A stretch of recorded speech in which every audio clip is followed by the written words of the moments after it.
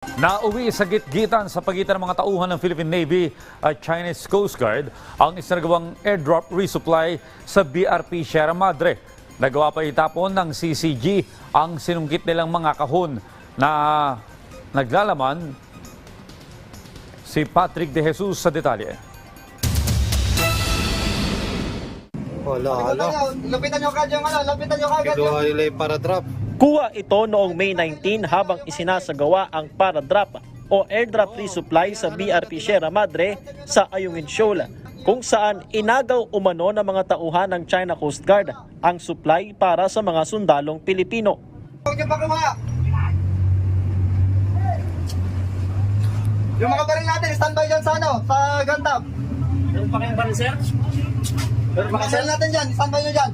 Naghabulan at nagkaroon pa ng komprontasyon kung saan makikitang may hawak na panungkit ang tauhan ng China Coast Guard hanggang sa bumangga ang sinasakyan nilang rib sa inflatable boat ng Philippine Navy. Nang malamang mga pagkain ang laman ng package gaya ng tinapay, kape at gatas na para sa BRP Sierra Madre, agad itong tinapon ng China Coast Guard sa dagat na pinulot ng ating mga sundalo. Only the items that were floating on the water were recovered. These are just some of them, but most of the supplies sunk, no? So sayang yung supply na yan. Mariing kinondena ng AFP ang pangaagaw at tinawag itong iligal, lalo't walang karapatan ang China na mangumpiska ng mga supply. We believe that we have to perform our missions in a peaceful manner, no? Kaya nga naisip na natin na mag-airdrop na lang at least para walang resistance. Wala na yung harassment na nangyayari sa dagat, no? Pero still, nakita niyo sa video, ganun pa rin eh. Ganun pa rin. Ayaw tayong tantanan. Siguro naghahanap sila ng construction materials, no? But it was just a small package, no? Enough to carry food items and enough for it to float on the water. They lack common sense. We could not airdrop construction materials. Their narratives is that they do the blocking because of construction materials. I would like to point out that they have zero common sense. You will see that what appeared there is all food stuff. Itinanggi rin ng AFP ang paratang ng China Coast Guard na tinutukan sila ng baril ng mga tauhan ng BRP Sierra Madre. Gayunman, may hawak na arma sa mga sundalong Pilipino bilang self-defense kung may iba pang mangyari.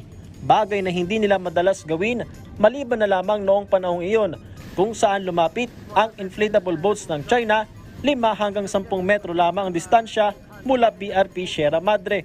Of course, this was a cause of alarm, no? So our soldiers, as a precautionary measure, held on to their firearms. It's part of the rules of engagement, lahat yan, no? That whenever you see imminent threats coming to your way, syempre maghanda ka naman, no? Hindi pwedeng hindi ka handa in case something happens. Kinumpirma rin ng AFP na hinarang ng China ang medical evacuation sa isa sa mga sundalong Pinoy mula BRP Sierra Madre na nagkasakit, pero nadala pa rin siya sa Palawan sa tulong ng Philippine Coast Guard. Samantala, nagsagawa ng military exercise ang People's Liberation Army Navy ng China sa Sabina o Escoda Shoal noong June 2 at inulit nila ito nitong Lunes na inalmahan mismo ni Pangulong Ferdinand R. Marcos Jr.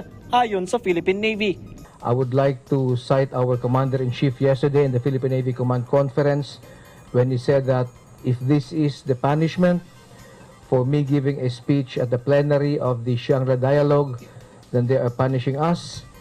Nevertheless, I would like to say their actions are all illegal, not within the bounds of international law.